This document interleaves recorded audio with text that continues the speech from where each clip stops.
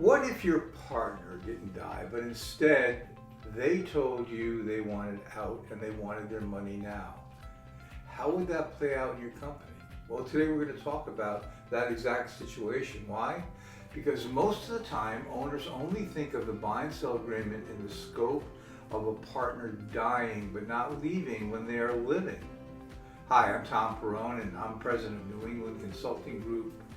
And I've been working with business owners since 1970. The buy and sell agreement is one of the many areas we help in the planning area. But I find that this particular situation we're going to talk about, called the 50-50 deadlock, we want to talk about that because I don't see this clause in many buy and sell agreements. And I believe this is a big problem when ultimately a partner wants to leave. Own a business 50-50. You've been in it together for years, it's going well, and then one day he sits down and says, Tom, I'm done. I want out. Now what? You can't fire him because he owns half. You can't ignore him because he's still a decision maker. And if two of you disagree about what the company is worth, you're in a deadlock. Nothing gets done, clients feel it, employees feel it, and the business starts bleeding. If you don't have a plan for this moment, here's what happens next. A long, expensive fight, a court deciding your company's future, or a fire sale to a stranger who doesn't even care about what you've built. None of these are good, and every single one of them was avoidable. Now, I'm guessing you're watching this because you're in a 50-50 partnership, or you're thinking about forming one, or you want to start one. Why is the structure so dangerous? Because it sounds so fair, 50-50, equal partners, equal say. What could be wrong with that? Well, here's the problem. A 50-50 split in a partnership with no tiebreaker, on any one big decision, you have exactly 2 votes, 1 for, 1 against, and when they cancel out, nothing moves. Now, in the day-to-day, that works fine. You split the work, you split the profit, you split the decisions. But the moment a partner wants out, that equal split becomes a weapon. Because now he's not just a co-owner, he's a veto. And here's the uncomfortable truth. Most buy and sell agreements and partnerships that I look at don't have this phrase and terminology in it that we're going to talk about. And they're not handled well when we have this situation. They name the price, they name the terms, but they never answer the question that actually breaks the deal. What happens when one of you wants to leave and you can't agree on the number? So let's start with the first thing that goes wrong, the valuation. Let's say the business is doing $4 million in revenue, generating about $400,000 a year in profit. Your partner says, I'm out. I want my fair share. Fair share of what? Because here's the thing. He doesn't want to say, I want 400,000. He says, I want the value of my half of the company, and the number depends entirely on how you value it. Now, your accountant might say the business is worth one-time earnings, or 400,000. But your partner is going to bring in his own appraiser who'll say it's worth 3 times, 4 times, or 5 times. Because if he's selling, he wants the highest number. And if you're buying, you want the lowest. And neither of you is wrong. You're just on opposite sides of the coin. So now you've got 2 appraisals, and they're $1 million apart. And the agreement, if you have one, says fair market value. But what's fair market value? That's a phrase that starts lawsuits, not a number that settles them. This is the first reason deadlocks happen. Not because the business isn't valuable, but because nobody locked in how it would be valued before the exit. That's not a math problem, that's a planning problem. And it's flexible.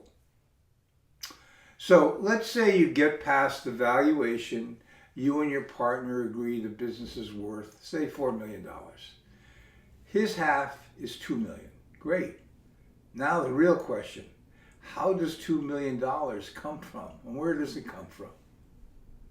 Because I want out and here's your money are two very different sentences. And this is where most of the buy and sells fall apart. Not in the courtroom, but in the bank. Now, you might think, well, I'll just pay him for the business over time. But let's take a look at that, exactly what it costs. $2 million over 10 years. That's $200,000 a year out of the business that generates $400,000, half your profit, gone. For a decade. That's not a buyout, that's a slow bleed. Or you borrow it. The bank's happy to lend it, but now the business is collateral. You're on personal guarantees and you're paying interest on top of that. On $2 million financed over 10 years, that's hundreds of thousands of dollars in interest. Money that goes to the bank that could have been staying in your company. Or, and this is the way I've built my whole career on planning in advance with life insurance. A policy on your partner's life, owned correctly, so the death benefit arrives when you need it. And for the partner wants out case, the funding piece works with a structured payout that doesn't starve the company and the business. It's been put in the agreement. The parties know what's going to happen, the value, and how we're being paid in advance. Now, I did a whole video on exactly how to fund this, the cheapest way, and the real numbers, and I'll link it to this video because the funding question is one owners always search for and always want to know about it. And it's the difference between a clean exit and a collapse. So now we get to the tool that actually solves this, the shotgun clause. Some people call it a buy and sell clause or a put call arrangement, but the shotgun is the one that breaks the deadlock fast. And here's how it works. It's a clause in your partnership agreement that says either partner can name a price for the whole business, say $4 million. The other partner has a choice. They can buy the departing partner's half at that price, or they can sell their own half at that same price. Now watch what happens and how this happens. It's very interesting. If your partner says, I sell my half for $2 million, you get to decide. Do I buy at $2 million or do I sell half for $2 million? And the catch is your partner has to be honest about the numbers, because if he names a price that's too low, you might just buy his half at that low price.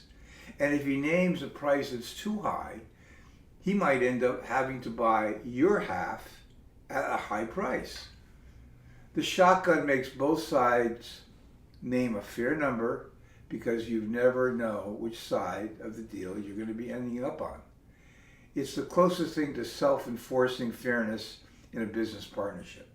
Now, a word of caution. The shotgun is powerful, but it's not for every situation. It works best with both partners have the ability to buy, meaning the money's available. And it needs to be drafted by someone who knows what they're doing, because tax consequences follow your family for generations. But for a 50-50 deadlock where neither side will budge and neither side will blink, the shotgun clause is the cleanest exit there is. So let me show you the mistakes that I see owners make all the time. The one that turns a fixable deadlock into years of a long lawsuit. And it's this: most owners don't put the buy and sell or shotgun clause in place until a partner wants out. And by that time, it's too late. Because here's what happened. A partner says, I want out. There's no clause. So now you're negotiating a price between two people who are already in fight. You don't agree on the number, you don't trust each other, and every day that passes the relationship gets worse and the business bleeds more. By the time someone says, let's just use the shotgun clause, it's already adversarial. And clauses drafted in the middle of a conflict are expensive and they rarely end up well. The time to put the shotgun in place is the same day you sign the partnership agreement, when you're both happy, both fair-minded, both thinking clearly. That's when you lock in the mechanism. So that when the exit happens, and it will, the tool is already there and the only thing left is the number. So let me leave you with what I want you to do this week. One, pull out your buy and sell agreement. See if you have a deadlock clause. If not, put one in, talk about it. You need that mechanism as a first red flag. Two, get a current valuation method that's locked in. Don't use fair market value at the time. Use a specific formula, a multiple of earnings, a number that both of you today can agree upon and update it every year, because the valuation is the one thing that starts the fight and the formula prevents it. Three, have the conversation with your partner. I know it's awkward. Nobody wants to sit down with their business partner and talk about the one day that one of us leaves, but it is awkward. But the deadlock, the lawsuits, the fire sale, a lot more awkward. Picture the owner who has to sell his business because his partnership broke down with no plan. That's a fire sale waiting to happen. Don't let that be you. So I hope this was useful and helpful to you. So I appreciate it if you could like it and subscribe. And if you have questions, certainly put them down in the comment. I read every one of them and I'll answer you. I have two links down below. One is the buy and sell guide and checklist. That's very good. And then there's another article linking this topic to you. And I've also pointed that there's another video that I'd like you to check out more on that subject of buy and sell agreements.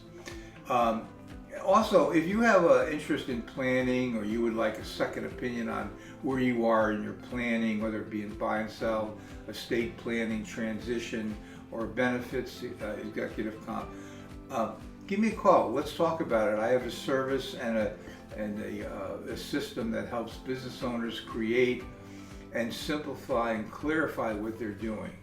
And check out my website. I have a lot of information on that. So thanks again for taking the time and spending some time with me today.